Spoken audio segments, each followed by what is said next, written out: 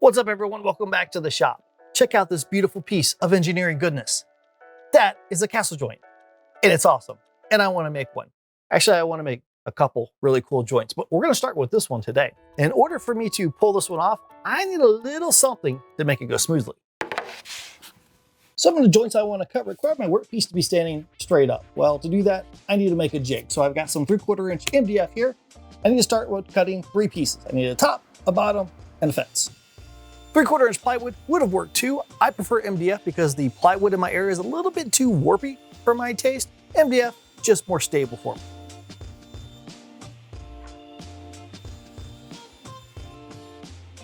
I need to put a runner on the bottom of my jig so it slides in my table saw miter fence. And to do that, you could use a couple different things like old cutting board material or scrap wood or something. I'm gonna use this. This is a adjustable miter bar from Micro Jig. Not sponsored. I have a couple of these and I like them, so I'm gonna use this.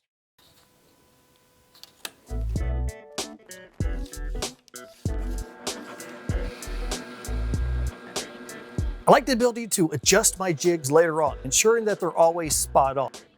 These bars let me make slight adjustments if I ever need to in the future. Again, not sponsored, and I'm sure you can make some shop-made versions of bars that are adjustable like this. Put a dado stack in my table saw, make sure that it is as wide as the thickness of my MDF. So I've got my fence here. I am going to cut a channel through this until the top board fits inside of it. I don't plan to use any glue with this jig, so this is going to provide a lot more strength than just using screws by themselves.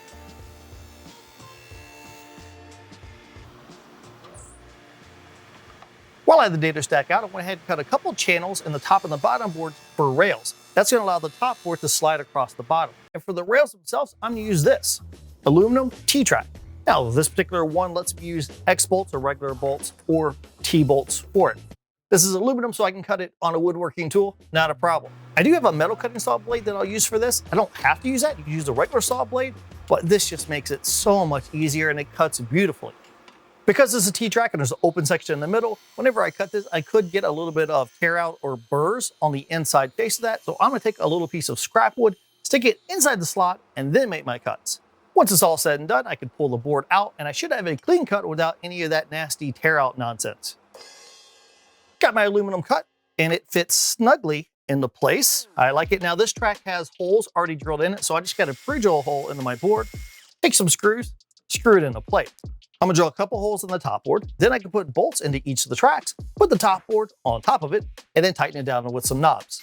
The aluminum should allow the top board to easily slide back and forth. Then whenever I get to the position I want, just turn the knob, locks it into place. But all that is theoretical because, well, I forgot to buy knobs. And it's negative 12 degrees here, so I'm not going outside to go to the store. I'm gonna have to get creative, I guess.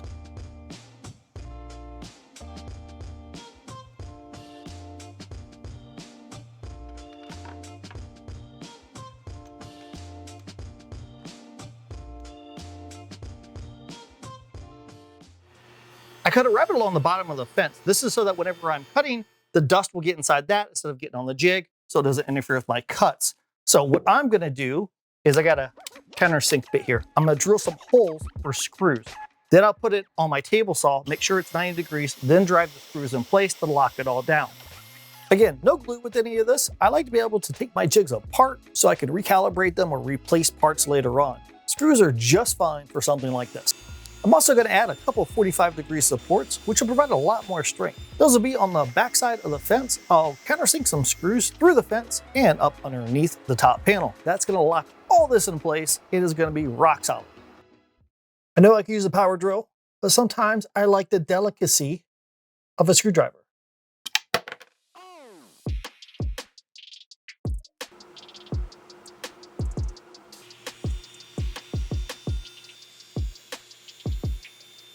Last major thing is I need to put some sort of sacrificial reference board here that I can put my workpiece up against. So just got a piece of MDF.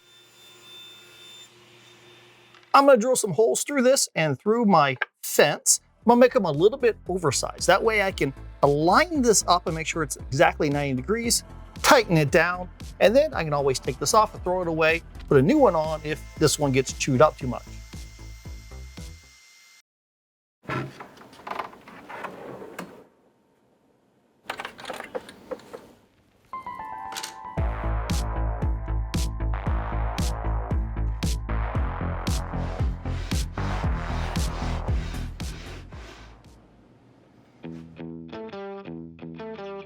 This joint requires 3 boards. You have a post and 2 crossbeams. So I cut all 3 boards to the same size. I cut them into squares, but the post is a little bit longer.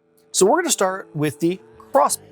We need to cut a channel out of the center of each one of these. Now that channel is gonna be the same width as the post, so the post will fit snugly into place. As far as the height goes, we need to make it about 1/3.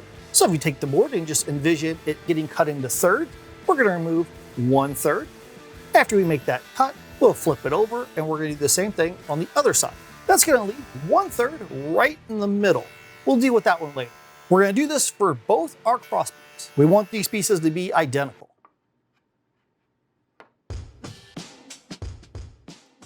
It's pretty good, huh? Not bad. Next step is to cut channels in our post. So I'm gonna get out that fancy jig that we just made. I'm gonna clamp this dude in there. And I'm gonna cut a channel right out of the middle of this. And then I'm gonna end up turning it 90 degrees and then doing it again. What it's gonna do is give me 4 posts on each corner. And then that channel cut out in the middle is gonna allow our cross beams to fit into it. Now to make sure that my cuts are exactly where I want them, I'm gonna reference off the cross beam itself. I can just butt my board right up against it and then place a mark and rotate the board around and then place another mark. Now I know I need to cut on the inside of those marks and I didn't really have to do any measuring. As far as how deep the cut should go, well, that's just gonna be the thickness of the actual beam itself. To make sure the channel is in the center of my board, I'm gonna try to line up the blade so it's in the middle, but it may be a little bit off. That's okay. Make my cut, rotate my board 180 degrees, cut it again. Now I know it is in the dead center. And I'm also gonna turn it 90 degrees and do the same thing. I'll make a cut, rotate it 180, make a cut. So basically I'm making a big cross on the top of my board. I'm gonna start off really conservative here because I can always adjust my jig and widen that channel, but I can't put wood back on. Well, I mean, technically I can, I guess, if I wanted to glue some pieces together, but I'd prefer not to do that if I can get away with it.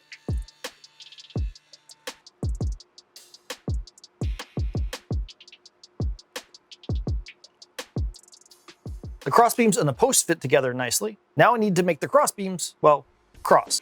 This is super easy. I'm gonna mark a center line on my workpiece, and that's how high I need to raise the saw blade up. I wanna cut a notch out of the center of both the boards, but I find no reason to measure during this process. I'm gonna eyeball it so it looks like my blade is gonna cut in the center of my workpiece. I'll make a cut, and then I'll rotate the board around and then cut it again. That's gonna give me a perfectly centered notch. I'm gonna repeat the same steps for the second cross beam. Then I'll move my stop block over just a bit and repeat the same process. Make a cut, rotate it around, make another cut. And that's gonna widen out my notch. Again, no measuring. I'm simply gonna test fit the pieces. And if they don't fit together, I'll widen it a little bit more. And I'll keep doing that until eventually I dial it in. Now, if you wanted to take a shot at making this joint, I recommend making it your own way. I use this order of operation because, well, it works for my brain. You may find that you prefer making cuts in a completely different order, and hey, it's all good. Pro tip though, if someone comes into your shop and starts telling you that you're doing it the wrong way, I highly recommend taking a wooden spoon and banging it really loud against the metal pot. It's a fairly successful method for scaring away cats and trolls. Look at that! Oh, that is gorgeous! The contrast in wood, that's what sets it off. If you've never made a castle joint, I highly recommend it because that is satisfying. Hope you enjoyed this video. Until we meet again, get in your shop and build something awesome.